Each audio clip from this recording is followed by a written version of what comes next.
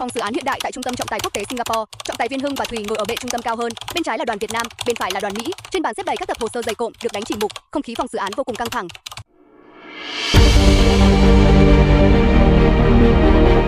Good morning, ladies and gentlemen. I declare the formal opening of this arbitration hearing. Case references IRB 2026-045 between the claimant HMAC US and the respondent Bình Thuận Raven Foods Company, Vietnam. I am Hoàng, serving as the practicing arbitrator, joined today by my attendants, colleagues on the tribunal arbitration Hamid. Good morning. For records, the language of the proceeding is strictly English, as contrarily agree. I must formally remind all parties that any final word issued by this tribunal today is legally binding, final and non-appealable under the SIAC rules. Claimant, you have the floor. Please present your statement of claim. Thank you, Mr. Chairman and member of the tribunal. On behalf of HMAS US, we submit this claim due to fundamental breach of contract by the respondent under Article 35 of the United Nations Convention on Trade for the International Sale of Goods. A seller must deliver goods which are of the quantity, quality, and description required by the contract. The respondent deliver 20 containers of premium red dragon fruit. However, upon arrival at the port of Los Angeles, 10 out of those 20 containers were found to catastrophically damaged. The cargo is highlighted, is 10 silk mold skin rod and deep discoloration, rendering them 100% unsellable to American goods, because HMAS has already paid 100% of the contract value upfront via an irrevocable letter of credit. As my client is currently facing an immediate, unmitigated financial disaster. Therefore, we officially demand refund of $120,000 for the 10 run container. Second is an additional $300,000 in compensation from the respondent to cover the extreme court demerit fees incurred during administrative delays. Respondent, the claimant has laid out the specific allegation under CISC. Article 35 is regarding the physical state of the cargo victim's arrival. How do you respond to this technical and financial claim? Thank you, Mr. Chairman. We completely reject on liability. The more damage was caused by product quality, but by a catastrophic value in the claimant on caution. I submit our core evidence, the independent tamper brought AOT data log from those 10 run container. This is IoT chain log summary damage container, origin Bình Thuận warehouse 4 degree Celsius constant. SGS and USDA, APIS and Besson passes certified clean chassis day 1 to 14 ocean 4 Celsius degree constant. LA port detention day 15 to 27 speaking to 18 Celsius degree power cut is 3.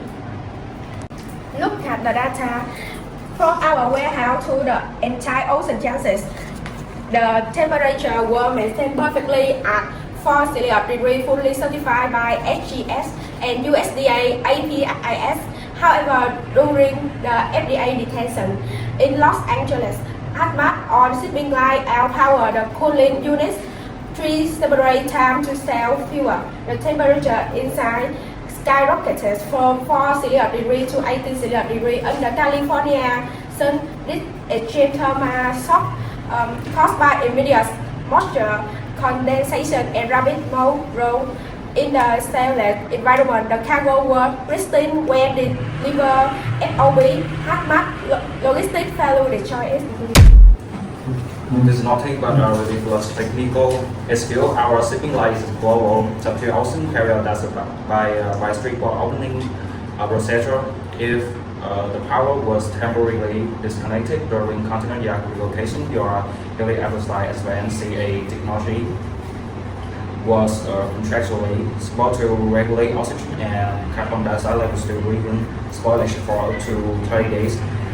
If your technology had functioned as promised during our contract negotiation, that Dragon Fruit would not have blocked in a mere 12 days, and your technology failed, and the company must take responsibility for completely ruining our Christmas holiday sales.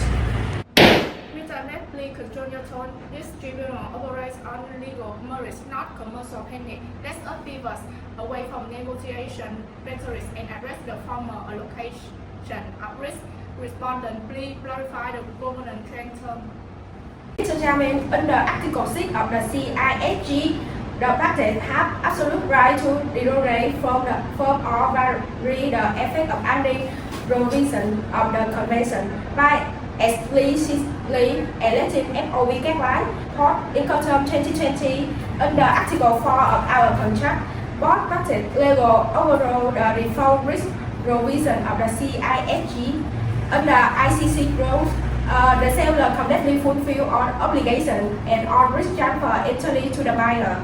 The exact moment the goods are landed on board the vessel, we have already submitted the clean bill of lading issued by hazmat or carrier and guideline proving the cargo was delivered in perfect condition.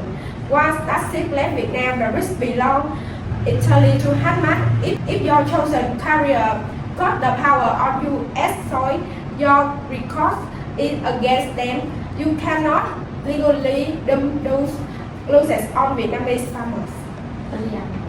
Let us look closer at look at section 7.2 with special clause for FAA random detention. This is explicitly stated that if the FAA detain the cargo for a random check, or parties must list the resulting or numerate fees 50 behalf 50 if the contract explicitly acknowledges that an FAA delay is a shared administrative risk, then any commercial degradation resulting from that said delay must also be shared as a joint liability. You cannot simply pocket our cash and walk away.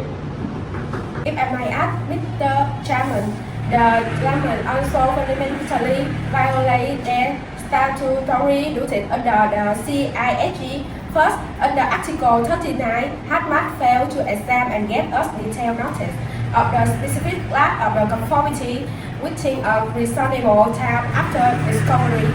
Second, the more critically, under Article 77 of the CISG, a party rely on a breach must take on reasonable measure to mitigate the loss. When the FAA delayed the cargo, hazmat did absolutely nothing. They didn't attempt to stop the cargo, sell to secondary market, or arrange emergency cold storage. They allow the food to rot 100% to maximize this legal ground. They cannot demand compensation for damage they actively fail to mitigate. Mr. Liam, I highly appreciate your careful reading of section 7.2. However, it is deeply important that you try to stop reading right before the most critical sentence in the clause. The very sentence that Mr. Alex himself signed and sent. What?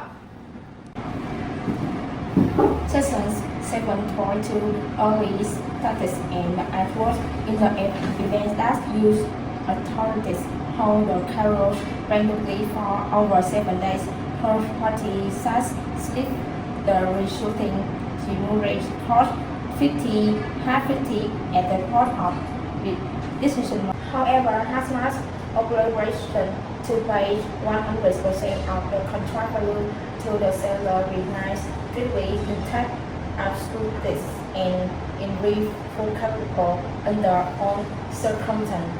Do you recall this about Mr. Alex during our final installation? Ralph, you use the leverage of your massive retail conglomerate to resist our purchase right down to a rock bottom rate of $2.40 per kilogram to protect our local farmer from the racial team modeling. We inside on the assets while included ourselves from assimilatives and custom rich inside to elitist states. You cited it, you staple it, and you accepted the roof of the rain to reach your chief right now that the rich has materialized. You will to flip the staple. International trade does not operate. That's why Mr. Alex.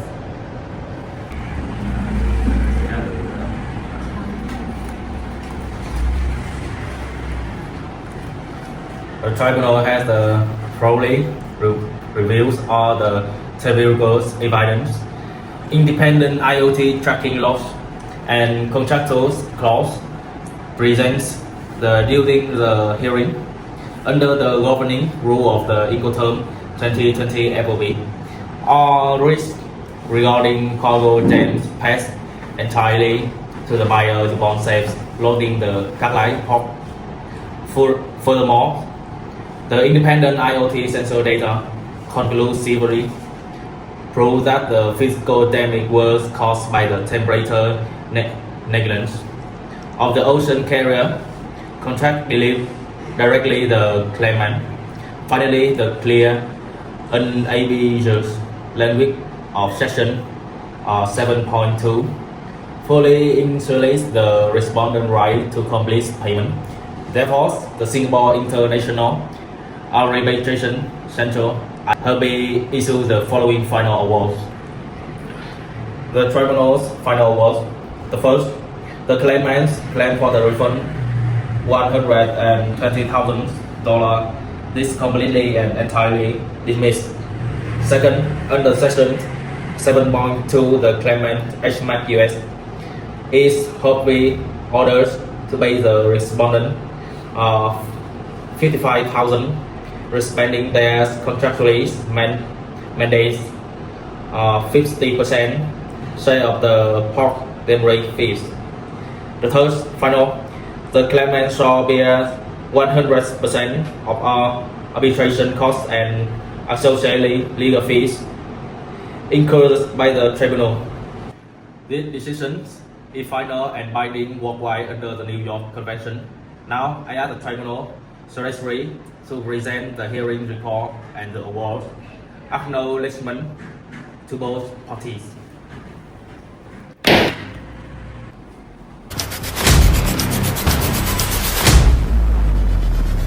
SIAC Group, the Office of Representative and list lawyer of both sides, please check the information.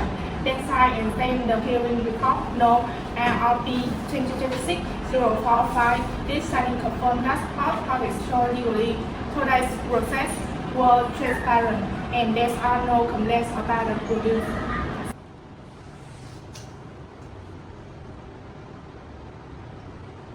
Procedural order, sir, to have two sides.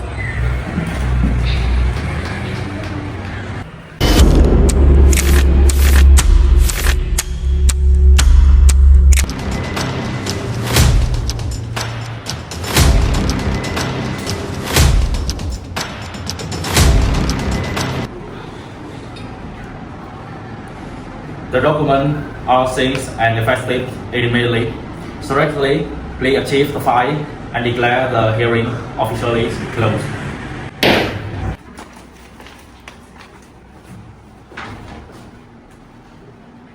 There is no room for assessment in the global trade. Mr. Alex Astrator on the international contract carries authorities and global wide.